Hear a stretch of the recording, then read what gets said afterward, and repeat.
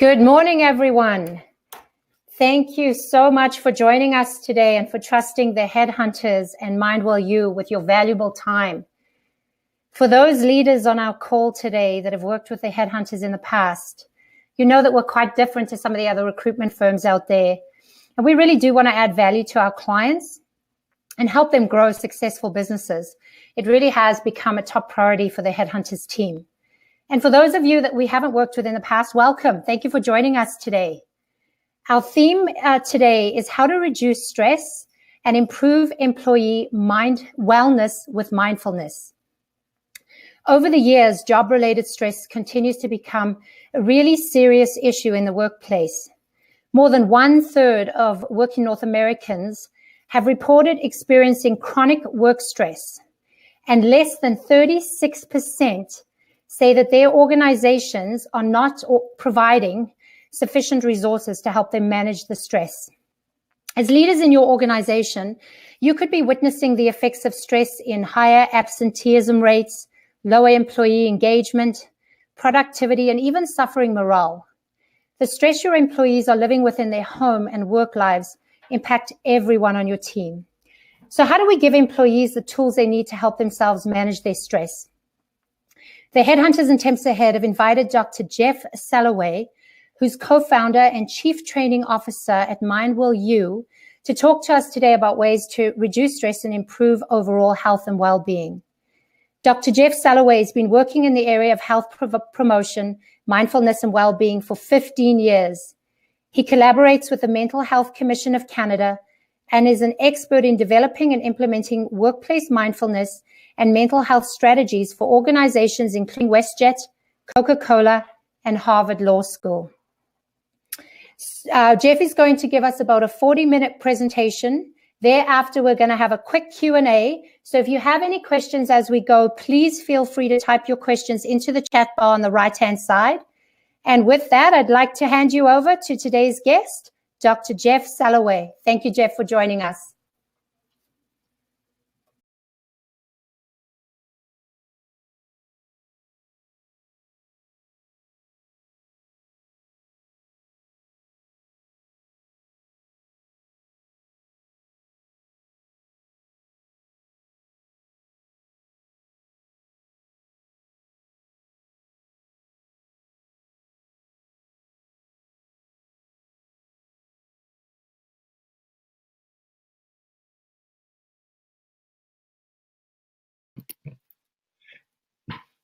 Hi there. Sorry about that.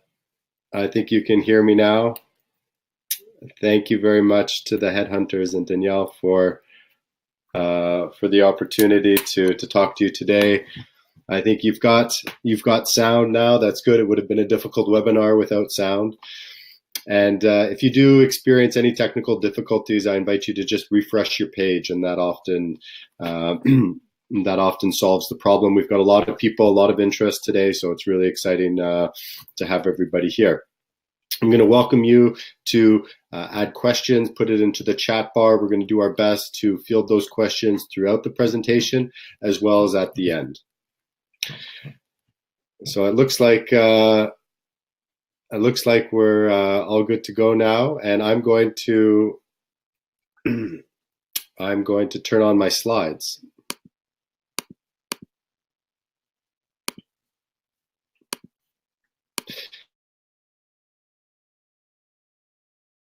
See my slides, and I'd like to get you to just think about your own day-to-day experience, maybe today, maybe on a typical work day, and how's the thought traffic in your head? How does your mind typically feel? Is it really busy? Is it open roads? Is it a bit foggy? Calm and peaceful? Is it a speedway?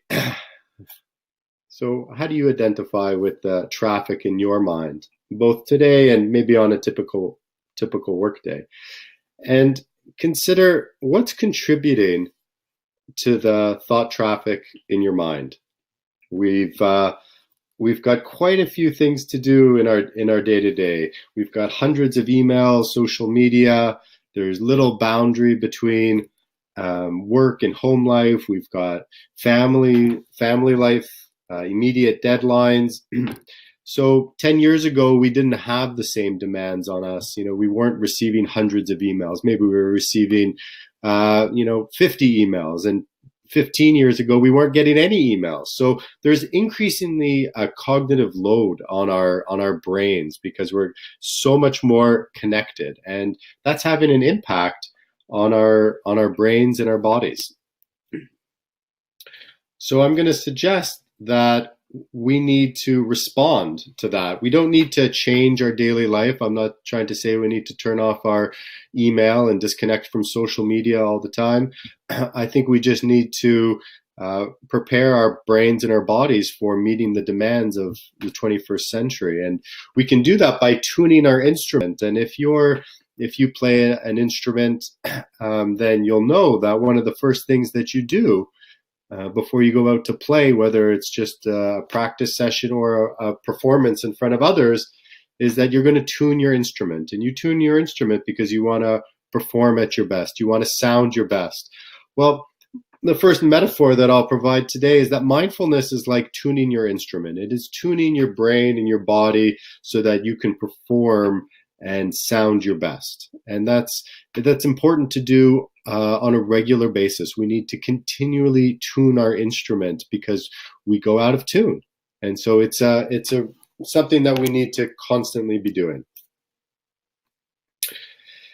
Now, what if I told you that there is a pill that you can take that's going to improve your physical and mental health? It's going to increase your focus. It's going to improve your relationships and even give you a better night's sleep without any side effects. Are you going to want to take that pill? I think many of you are already lining up and wondering where you can get the pill. So this is the pill of mindfulness and what we're starting to see with the evidence base behind it. So behind on this graph is an illustration of the number of publications done in the area of mindfulness and meditation. And so it's showing a huge number of publications over the past 30 years and increasingly over the last 10 to 15 years. And these publications are done across a diverse area. If you were to look in any university today, research university, you would find handfuls of professors who are doing research in the area of mindfulness, from medicine to psychology, to education, to the workplace. So there's lots of different research being done in the area of mindfulness. And that's really important to help show that, hey, this is actually making a difference in people's lives. So where are we seeing the difference? Well, physical health and well-being. That's where the research started in the area of mindfulness. It really started as a stress reduction program, and that's important for us today because that's the topic of our talk, is around reducing stress and enhancing well-being. So we've definitely seen that mindfulness has been shown to reduce stress and increase health and well-being. Focus and concentration. So one way of understanding a key component of mindfulness is around attention. It's helping us to strengthen our capacity for paying attention, and our minds constantly are wandering into different thoughts. And what we're doing with the practice of mindfulness is bringing our attention, strengthening our muscle of attention to be more in the present moment. And I'll talk more about that a little bit later. We see it. Evidence showing in peak performance. So we're seeing a lot of elite athletes participating in mindfulness. We see sports teams participating in mindfulness and doing training for their mental fitness and their resilience and for teamwork. We're seeing it in executive functions, and executive functions is an area of the brain in the prefrontal cortex, and this is an area of the brain known as the CEO of the brain. So it's a very important part. It helps us regulate emotions. It helps us inhibit inappropriate behavior, and we are seeing that the area of the brain that's actually changed most significantly through mindfulness is this prefrontal cortex, or the executive functions. We're also seeing an evidence base for contentment, happiness. There's a lot of studies showing, hey, mindfulness makes you happier. And when you create that spaciousness in your mind, the baseline for happiness actually increases. So where people are cultivating greater happiness and contentment in their life. And it's true, it will also help you sleep better, because what's keeping you up at night or what's waking you up early in the morning is a busy mind. And then when you have a busy mind, it's very tough to fall back asleep. And so mindfulness is a good tool for helping to let go of those thoughts, which we can't do anything with at 4 a.m, and return back to sleep. So an underlying notion of the research in mindfulness is this principle of neuroplasticity. And neuroplasticity means that the brain is an organ. It's built to change in response to experience and change in response to training. So that's very important, because before we used to think that the brain was a lot more static, and now we know it's a lot more dynamic, that it's changing in response to our everyday experiences. And mindfulness is a form of mental exercise that actually creates these neuroplastic changes. It creates pathways in the brain because we're activating the brain in certain ways, in certain patterns. And when we do it repeatedly, we're strengthening those pathways in the brain. And there's evidence to show, there's research studies to show that the brain actually changes structurally and functionally after mindfulness training. So there's a lot of neuroscience research being done these days on the impacts on the brain, and very significant studies done showing with both new mindfulness practitioners as well as experienced mindfulness practitioners. So they put people who are going through training into an fMRI, they do brain imaging, and they look at it before training and after training, and that's how they're making their analysis. So some people might come into the conversation around mindfulness and have some preconception. So it's important to spend just a couple moments here talking about mindfulness and what it's not. So on my slide here, it's, are you not thinking what I'm not thinking? And why is that true? So mindfulness is not about thinking. It's not this intellectual pursuit. It's actually exercising a different part of the brain, the sensing mode of the brain, which helps us drop into the present moment. Another misperception is that mindfulness is all about meditation. It's sitting in the lotus position. Maybe you're a monk in a cave. So it's important to note that mindfulness does have roots in contemplative traditions, such as Buddhism, and their psychology of mind. But it's very much a secularized practice in today's world, and we don't need to go into a cave to practice mindfulness. You can practice mindfulness on your commute to work. You can practice mindfulness in your meetings, before you respond to your email, while you're watching a webinar. And a practice of mindfulness right now might just be noticing, where is your mind in this moment? And can you kind of close some of the other windows that you have open, both on your computer and perhaps in your mind, such as, thinking about other things, and just really refocus on being right here, right now. Feeling your seat, perhaps, maybe you're sitting in a chair, maybe you're standing, and just making touch points here with where your body is at in this moment. So it's not about going anywhere else to experience anything special, mindfulness. It's actually experiencing the present moment just as it is. And some people get caught up in thinking, well, I'm not very good at blanking my mind. And it's not about blanking your mind. It's actually noticing what's going on in your mind and letting it just kind of flow in and then move out. So we don't have to be good at blanking our mind. I'm not very good at that either. Here's a little depiction about mindfulness, and maybe it helps illustrate more about what is mindfulness. So the illustration on the bubble on the left, with all the stuff in it, is the person is getting caught up in their thoughts. They're thinking about all their to-dos. They're thinking about finances, upcoming agendas, maybe something that happened in the past. And the thought bubble on the right is the person just viewing what's there in front of them. So mindfulness is very much just about seeing what's there in front of you and not losing what's perspective of what's actually there by all these thoughts and emotions about what we think is there, how we want it to be different, or things from the past, or projecting into the future. So mindfulness is about clearly seeing what's actually here right now. And we probably have touched mindfulness in the experience of, reading a page of a book, you reading a whole page and getting to the bottom and not knowing what you read, or maybe finishing breakfast without really tasting one bite. Or maybe you've had the experience of having a conversation with somebody and you kind of leave the conversation, you don't really know what they said, or maybe inversely, you don't really feel like the person was listening to you. So these are all experiences of mindlessness or mindfulness. So mindfulness of when we're actually fully present. So where does our mind go all the time? Well, the mind's going in two directions. It's going into the past. We're thinking about something from the past, and typically our thoughts about the past are more about what we would have liked to do a bit better. And if we spend too much time in the past thinking about how we'd like something to be different in the past, we can't do much about the past, then that typically leads into a low mood or negative thinking, negative mood.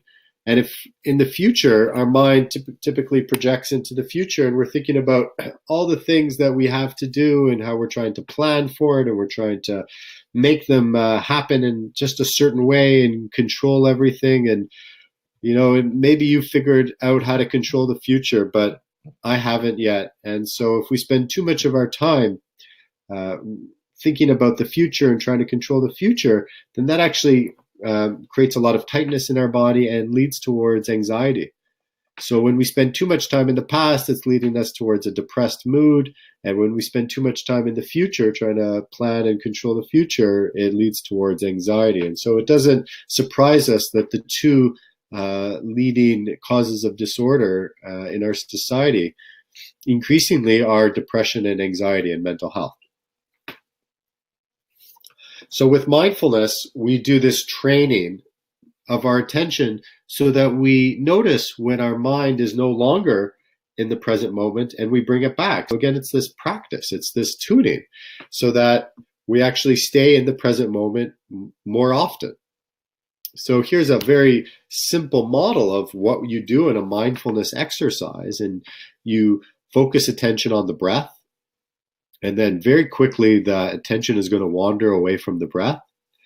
And mindfulness is actually the point where you could acknowledge that your mind has wandered. You recognize I'm no longer here focusing on the breath, and I'm going to redirect it back to the breath. And we do that with a certain mindset. And the mindset is very important. We do that with a mindset of non-judgment, openness, and patience. So we don't just criticize ourselves. Oh, I'm no good at this. My mind wandered again. We stay open and patient with ourselves and non-judgmental because this mind is going to wander quite a bit. And if we get caught up in judgment, then we're getting caught up in thoughts, and those thoughts are going to lead us further away from the present moment. So this is the example of just what it looks like to practice mindfulness. And I've used the breath here as an example, but you can focus on multiple different things. It really doesn't matter what your focal point of attention is. The breath is nice because we all have a breath and it's right there. It's under your nose and it's always happening in the present moment. So the breath is always a connection point to the present moment because it's arising and it's falling away. So if your attention is with the breath, then you know you're in the present moment. So I hope that makes some sense if you're new to mindfulness. My guess is that if you're signing in today, you have some experience with mindfulness, and that might relate to things you've heard. I want to take us through a brief practice of mindfulness, just because you're here today, and mindfulness is a nice idea. And it's a nice concept. It sounds really good, but really it comes down to the practice of mindfulness. That's where the rubber meets the road. That's where the benefits start to happen. So I'm going to invite you to, again, close any other things that you're doing just for the next few minutes and allow yourself to be guided through this practice that we call Take 5. And Take 5 is a very simple mindfulness practice. So bring to mind a reason, maybe an intention for why you might cultivate mindfulness in your life. What might motivate you to practice? What are the benefits? What's one benefit that you might want to bring into your life, either personal or professional? And just bring that to mind right now.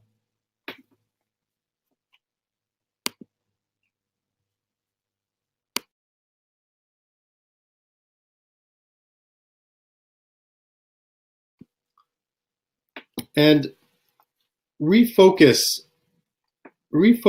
your attention into something in your surroundings that you weren't paying attention to a moment ago. Something very small. Maybe it's a color, and maybe it's a texture. Just refocusing the lens of your attention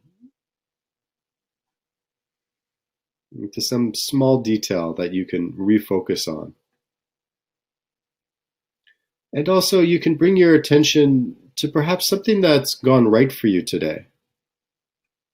What's something that you're grateful for? The smallest detail.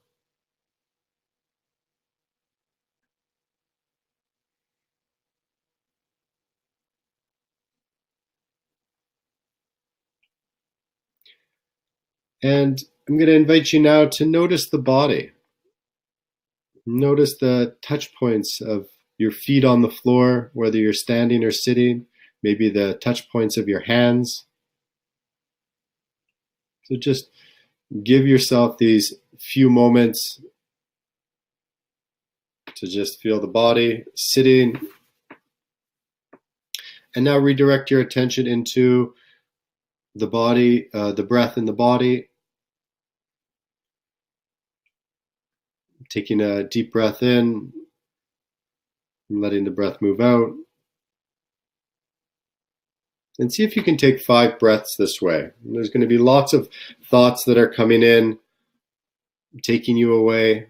Just try and regroup the faculty of your attention just to feel these next 5 breaths.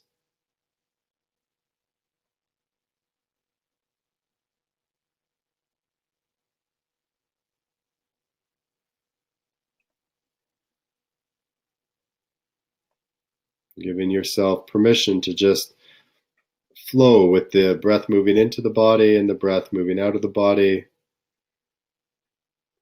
And noticing what's present with you right now. And how can you relate to what's present for you with a sense of non-judgment, patience, and openness?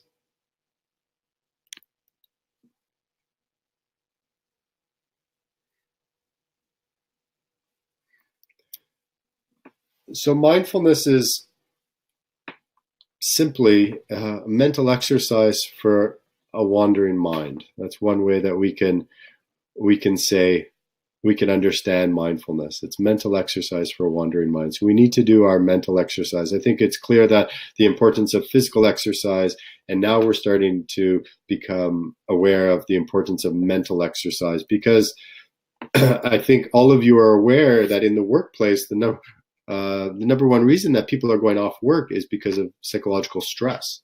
And so how do we strengthen people's resiliency and reduce their stress? Well, mindfulness is a mental exercise that helps to reduce stress. So let's move into that conversation around integrating mindfulness into an organization. I know that's top of mind for many of you, about how do we bring mindfulness into an organization, and how have we been bringing mindfulness into an organization. So here's a few slides, or here's a slide of just some of the sample of workplaces that we've been integrating mindfulness into. And I'm going to try and share some stories with you about these different clients and how we've been integrating mindfulness there. And before we go there, I think we heard off the top the cost and the dollars that are spent on lost productivity due to mental health. So mental health is a huge factor these days, and that's why there's such interest in it. So to get us started, I'm actually going to play a video by Dr. Adam Kay. Actually, he's just finishing up his doctoral work at UBC, who's doing his doctorate in the area of mindfulness in the workplace. So we've got a clip here that we're going to play now. There are some research studies that show that mindfulness can influence the bottom line indirectly. So there are a few studies that show, for example, that mindfulness increases task performance, which is basically your performance in doing that which you are supposed to be doing with your job, right? So it's not a big leap of logic to infer that when somebody is more effective with the task that they're hired to do, that this is going to positively impact the bottom line. Similarly, I don't think it's a big leap of logic to see that when one is more able to effectively deal with stress, when one is more highly engaged with one's work, when one has better relationships in a workplace context, all of which has been shown by a large number of studies on mindfulness and its effects, that in a workplace context, it's going to have consequences such as reduced turnover, lower absenteeism, less sick leave. These are all issues and problems that are enormously expensive for organizations to deal with.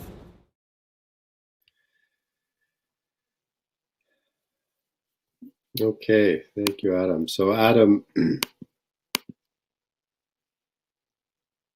was part of the research team, one of the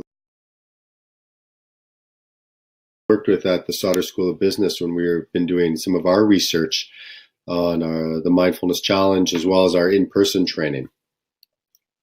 And I'll talk a little bit more about that after. But I'd like to talk about this model, the MWU model, about how we integrate mindfulness into an organization, because it's always customized from our approach. And I think that it needs to be customized. So the me, we, you approach, where you is your organization, it can start very basically at the me level, which is more offering something to employees like a workplace wellness, and that could include just workshops, or maybe it's an in-person training, or maybe it's an online training. And this is just kind of, off the shelf, something that you're offering to your employees. And it's kind of the most basic way of integrating mindfulness into the workplace. The we approach is, it includes a little bit more complexity, where we start working with teams. So we offer training, mindfulness training to teams. So for example, with WestJet, we started offering the online mindfulness challenge to leadership groups. And so it was done in a group format, and that's really beneficial because it fits into the framework of leadership development as well as team building. So it increases cohesion between a group and a team, and higher levels of engagement. So that's really helpful. And then you can build it into your practices within the teams, how meetings happen. And it's not just a standalone. The you approach helps to integrate mindfulness at the level of strategies, strategic plans, and more of the culture. So for example, working with Loblaw, when we first started talking with them, we started to integrate it into their initiative around culture development, so that it wasn't mindfulness coming in separate as something separate, but it was more, how do we integrate it within their existing initiative around culture development? Similarly, with WestJet, we tied it to their strategic initiative around personal spirit. So that was their kind of overarching plan, and this fit into that plan, so that when it was communicated to the employees, it wasn't communicated as something different or separate. It was communicated as something directly related to what they were already doing. And a really good example of that was work with A&W. So when I went and was working with A&W leaders, it was we had a kickoff with a workshop where they had all the leaders coming from across the country for a 2-day retreat or multi-day retreat. We tied the conversation to their climate goals, what they call their climate goals. And their climate goals are very important to them. It all makes sense to them. It's been reiterated over and over about, everything is important about meeting their climate goals. And so we explained mindfulness within the context of their climate goals. And that helped to make a lot of sense, because a lot of these people I was speaking to in the room, mindfulness was a relatively foreign concept to them. But as we tied it to their strategic initiatives, that made a lot more sense. And so all three of these levels are really important to engage, to have a really successful integration of mindfulness into an organization, both the level of offering it broadly, where you can offer a multi-week in-person training, a multi-week online training. We have a 30, you can do some type of online training separately. You have workshops that you can stand alone. And, another example is our work with UBC, the Human Resources Department at UBC. We've been working with them for over 3 years now. And we've been implementing workshops, and we've done a 6-week in-person training, our Mindfulness at Work program there. And then we've also included our 30-day mindfulness challenge with them. So now what we have is we have rotating between every year. We've got a 30-day mindfulness challenge, which is very easy for employees to access. It's obviously online. It happens twice. It's offered twice a year. And then we also do a 6-week in-person training at another time of year. So people who want to go deeper after the online training, they can come to the in-person training. So that's a really nice, successful model. And with them, we've been doing research on the interventions right from the beginning. So we've done studies on the in-person training as well as the online training. So what are some best practices that we've come to understand is that it's really important to dovetail into an existing wellness strategy. So it's important to use your language, and it's not necessarily about bringing in mindfulness, but it's about how mindfulness relates to whatever you're doing. So if mental health is a big topic for you, then mental health is maybe the way to introduce it. If it's something around culture, then maybe it's around culture. If it's around financial stress, when we were working with the NBA, it was around emotional wellness and financial wellness. And so we aligned the strategies with their initiatives. It's also important to speak to the broad benefits. There's going to be some people who have resistance, or they're skeptical about mindfulness, and they're still learning what that is. So it's important to keep the spectrum broad, because the benefits, luckily, there's a huge scope of benefits, especially in the workplace. There's personal benefits, there's professional benefits, and if you can outline the many different benefits, then it's going to speak to people where their pain points are. So it's important to focus on maybe a specific strategy, but also remember it's important to keep the benefits broad. It's important to include leadership, and we've seen this time and time again that when you can include leadership into the conversation and in the training, it helps to sustain it. And what we've done is we always work with leadership in a slightly different way. So we try and kick off our work in an organization with an in-person leadership workshop, because we know leaders are difficult to get on a multi-week basis. So we kick it off with a workshop where we give them a deeper dive into mindfulness, how it relates to an organization, leadership. And then we follow that up with something like a broader offering that can go across the organization. So it's really important to get their buy-in and include them and their voice in sharing the importance of this initiative and how it relates to their strategy. So as much as we can, we try to include their voice in the messaging to the rest of the organization. Perhaps not surprisingly, we found that blended is best. A blended approach for learning is best, and I think we see this across the spectrum in learning, that in some instances, in person is going to be best, but from a practical perspective, online is also really effective and important. So I think that it's always important to offer both. And you're going to meet some people who aren't ready to do an in-person training, whether that's because they travel a lot and it's not practical for them to be in the same place at the same time, or maybe it's because they're just not ready for that. So it's important to offer both. And the importance of training versus a workshop. I think there's a ton of interest in mindfulness right now, but we need to remember that mindfulness is a training. It's not just a one-off workshop. It might sound good and people might get excited about it, but to see the benefits, you need to have continued practice and a more of a training approach, that we cultivate that neuroplastic changes. And it's also a good practice to measure and evaluate what you're implementing in the workplace.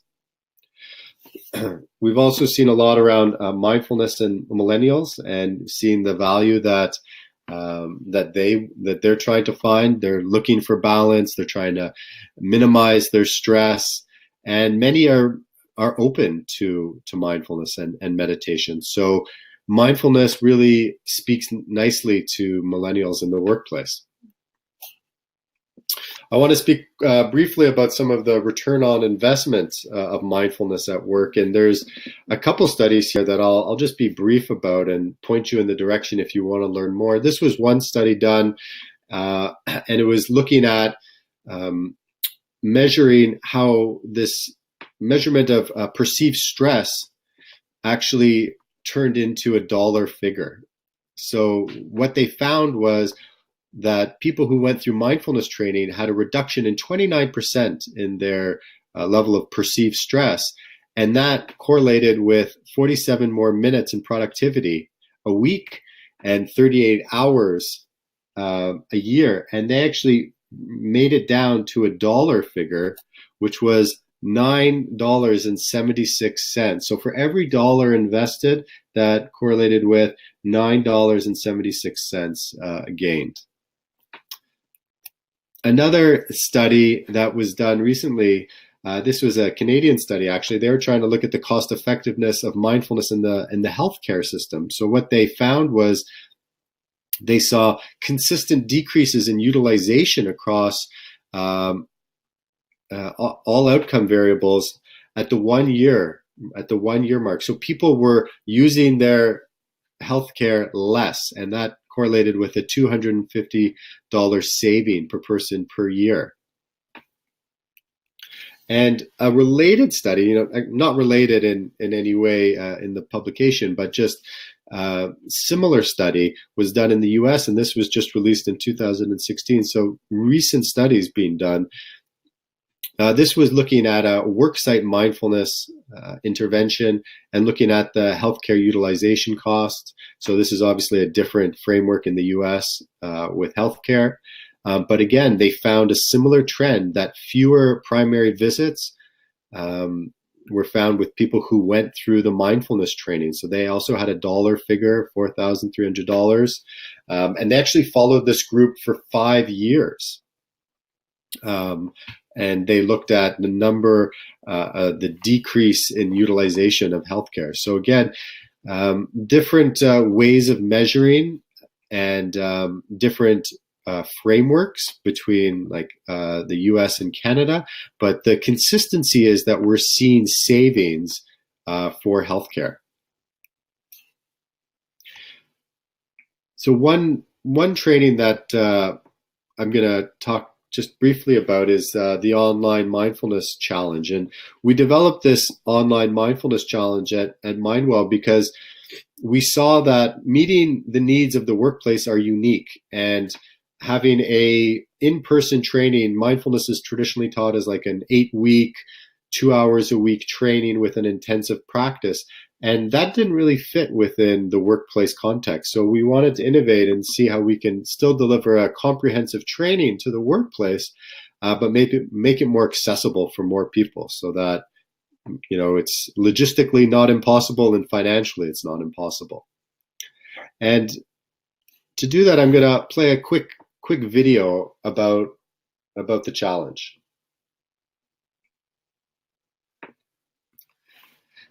While that's loading up, I'll just...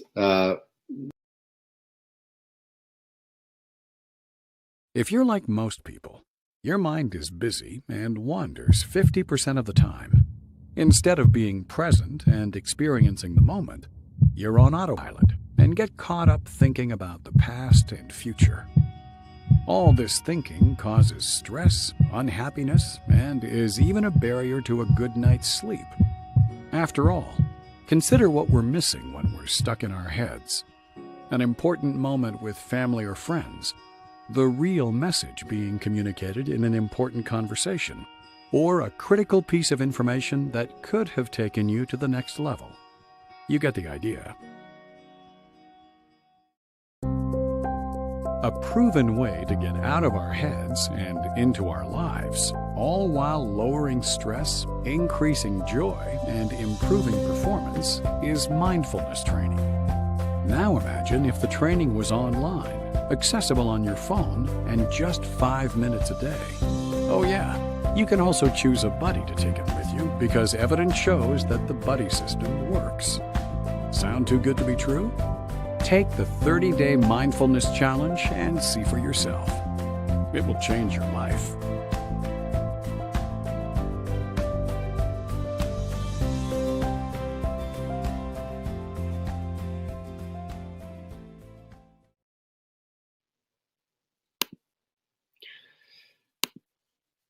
Welcome back. Challenge, and I wanted to show that because I also want to talk about some of the evidence behind it. So we collaborated with the Sauder School of Business to look at what is the benefit of the challenge, and we did a relatively large study last year with 5 organizations: Coca-Cola, WorkSafe BC, a region of Waterloo, WestJet, and UBC Human Resources, and we had close to 500 people actually participate in the study. And what we found was significant increases from pre to post training in all of these measures around emotion regulation, well-being, humility, and authenticity, which are signs of leadership and pro-social behavior. Vigor, workplace vigor, energy, psychological capital, which is a huge measure. It's like the inverse of mental health. It's positive mental health. So making up is psychological capital is resiliency, optimism, and self-efficacy. The willingness to go above and beyond, which is an interesting measure of productivity. And teachability. People feel more engaged and open to learning.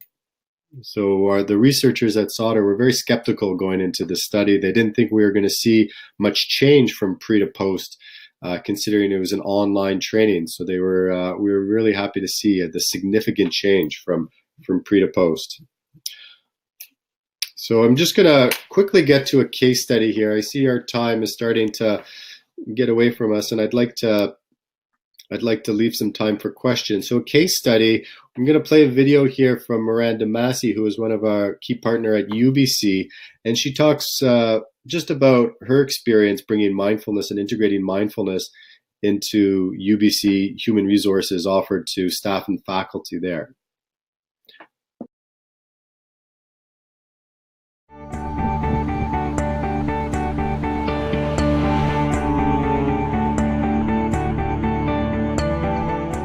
My name is Miranda Massey, and I'm the Health Promotions Coordinator in the UBC Health, Wellbeing, and Benefits Unit in Human Resources.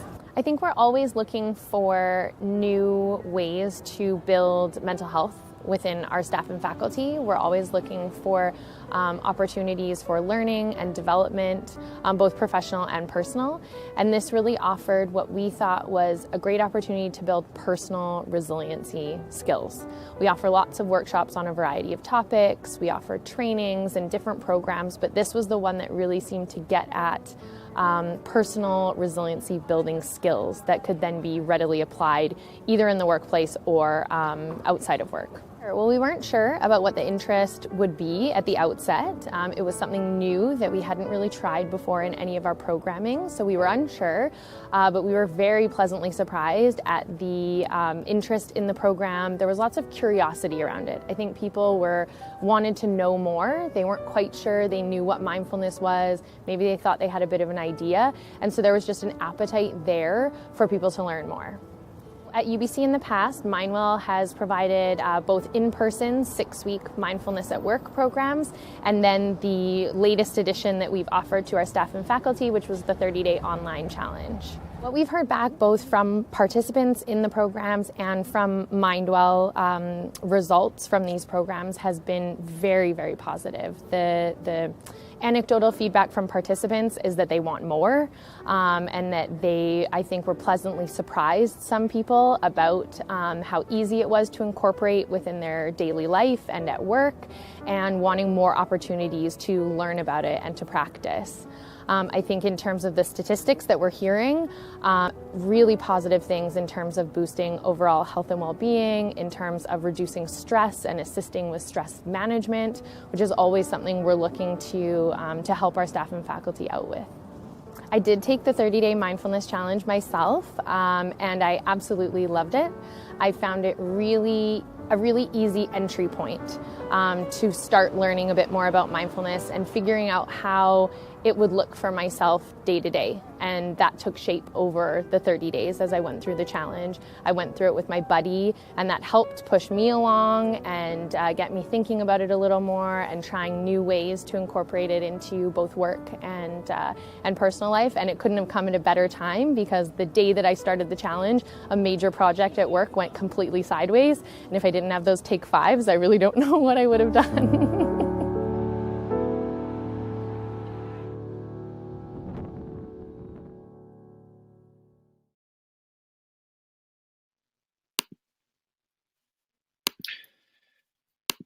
Great. So, here's a slide just showing some of the statistics that came out of working with UBC. They've been a great partner over the past 3 years, exploring and about best ways to integrate, and they've been really successful in engaging so many of their employees. I think they've got over 15,000 employees there, so a fairly large organization. And we're seeing really high numbers of people who are engaged and satisfied with the challenge. And we've got these types of reports I can show you, and we can make available for you at another time. A few comments about how people are able to integrate this work into their life. It's not just into their personal life, it's also into their work life, how it made them more efficient, effective. Conflict resolution, dealing with conflict, and I know that's a major issue in the workplace, leads to stress. So we see a lot of that, and we're one thing that we're doing after this webinar is we're making one spot in the challenge available either to you or somebody in your organization to participate in the mindfulness challenge. So it's only 5 minutes a day is the ask, and you can also do this with a buddy. So you could invite a buddy. So we'll follow up with a link to that after. And I'd like to open it up now and welcome Danielle to come back and open up more of a conversation. And thanks, Jeff. Actually, I have a question for a lot of the organizations that are on the call today. They are smaller to mid-sized companies and may not have necessarily big budgets, that are struggling with some of the same challenges as the larger organization. What are 3 key takeaways that we could do immediately to impact the mental well-being of our people? Well, I think that for mindfulness, it's about a training. I think offering employees a training in mindfulness is being shown to help them reduce their stress. So there's lots of different types of trainings out there that you can get, and I think that increasingly there are cost-effective ways of meeting the needs of both small, medium, and large organizations. And I think there's an appetite for mindfulness. I think that when you say that we're offering a mindfulness training, people are putting up their hands. That's what we're seeing, that people are interested. There's an appetite. It's top of mind in the news these days. So people are curious. And, what you can do is you can set up an opportunity for people to train in it. And then, whether that's in person or online. And then there's ways of building champions. So you can build in ways internally in your organization to help sustain it. So it's all about sustaining this culture of mindfulness, or this practice of mindfulness. So I think right off the bat, you're going to find champions internally within an organization who are already open to this and interested in this. And I think you can leverage their interest and enthusiasm to help gain more momentum, so that when you have some events around mindfulness, that more people will come out. So, and a couple of the questions had been around,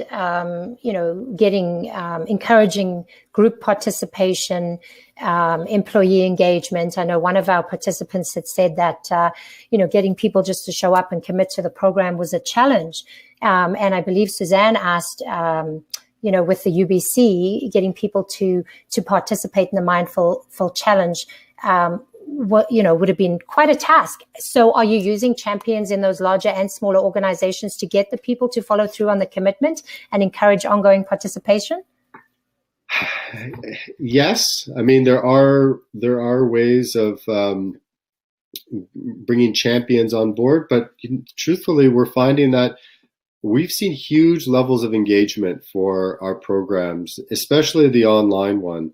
Online training is tough because if people put up their hand, they want to do it, but then very few actually follow through with it. And I think the estimation is like 7 to 10% of people complete online training, which is, it is what it is. But we're seeing on average 30% and higher on the UBC trainings. We're actually saw over 50%. I think we just had a group, a school board that had close to 60% of people complete all 30 days, which is like a huge number of people going through the training. And so what we try and do is the more internal engagement and conversation around it, and the more of a campaign you create around it, then more likely people are going to stay engaged around it. And so the benefit of online is that it's online. You can offer it to everybody in the organization, and they don't have to be in the same room. It's not taking time away from the workplace, work time. But then it's also important to build in ways for people to stay connected, and so that they feel committed to it. And there's different ways that we've done that. You can do that in teams. You can get people to sign up in teams. We allow everybody to do it with a buddy, so that they can feel engaged, whether it's a buddy from home or from work. And we encourage you to invite like your best friend or your spouse, so that you really want to do the training, and they help you stay engaged in it. It's like your workout buddy. You're more likely to go to the gym and do your workout if you've got a buddy. So this is your mental workout buddy. Thanks, Jeff. And I know Lex had asked, is there any audio that you would recommend for the mobile classroom? Anything in particular? And I think Anne might have just answered that. But could you speak to that? Anything in particular? Could you specify what you mean there, please? Like an audio? Yeah, Lex had asked, what audio would you recommend for the mobile classroom? Anything in particular that you're using? What audio? I mean, so there are lots of podcasts out there, and this is an important distinction. There's lots of podcasts, there's lots of apps out there in mindfulness and meditation, and I think that's valuable. There's lots of tools for different people. What I think is important for organizations is that they offer a couple things. One is an evidence-based approach and a comprehensive approach. Simply giving somebody a meditation audio, I don't think is skillful. because right off the bat, you're going to have people who are either open to doing that or they're not. And I think there's going to be definitely quite a few people who are open to that, but there's going to be more people who aren't ready for that, and they don't understand what that is. So why mindfulness has become so gained so much traction is because it was always packaged within a comprehensive training and more of this in-person training.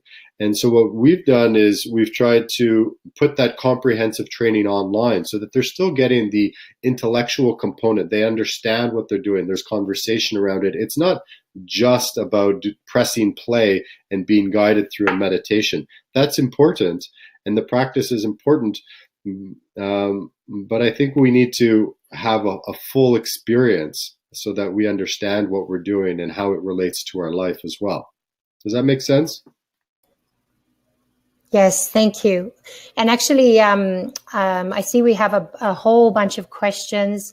We have lots relative to the logistics of how to put together a program. We've got some on cost, and I know that we're running out of time. So I'm wondering if, Jeff, we could bank some of those questions and people could, communicate directly with you or with your team, or certainly come to us with any questions and we could forward them on to you. But, I think today was a big takeaway, I'm sure, for a lot of people today, even on the group, with some of the polls that you did, it's 68% of the people that joined us today are experiencing some sort of stress, either average or high stress. So I think it definitely does speak to the need within organizations to develop some sort of program. You had mentioned that MindWell has offered one person from each organization on the call today a free spot on your online 30-day mindful challenge. Yeah. Is there anything else around that we need to know, or people today need to know? I believe that information will be sent to them in a link following the broadcast. So I think all that information will be sent to you. Fantastic. Thank you. That's really generous of you, Jeff. Thank you so much. And for those of you that were on the call today and would like to listen to some of the content again, I know I certainly would like to look back at some of the pointers that we'd been given. An email will be sent out with a recording of today's webinar. You'll be able to access it on www.theheadhunters.ca, and that'll be up by tomorrow. So please feel free to share it with your colleagues and your leadership team. And if you're interested in hearing more about wellness in the workplace and how it can help your business, you can either contact Jeff and his team directly, or you can reach out to us at connect@theheadhunters.ca. And thank you again so much for your valuable, valuable time. It clearly is something that is very much, much needed. And for those of you that are on the call today, we will be offering our next webinar, which will be on March 29th, and that'll be on how to tap into free money with business grants. And that's actually by our friend at Granted Consulting. So again, thank you so much, everyone. We'd love to have answered all your questions, but unfortunately, we only have time for a certain amount. And again, to Dr. Jeff Salloway and his team, thank you so much for investing your valuable time with us today. Well, thank you, Danielle, and I agree it's an important topic, and appreciate everybody for logging in. And I hope I at least stimulated some ideas about integrating into the workplace. I tried to provide some broad spectrum strokes about mindfulness and the science behind it, and some of our experience working into the workplace. There's lots of different opportunities to bring it in.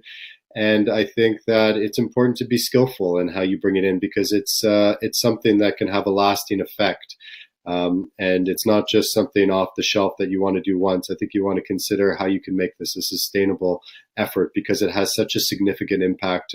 Stress is real. It's not going away. And this practice of mindfulness as mental exercise is real. And we shouldn't let it go away either. So I wish you a good day. Thank you again to the Headhunters for organizing it, and I look forward to fielding any further questions.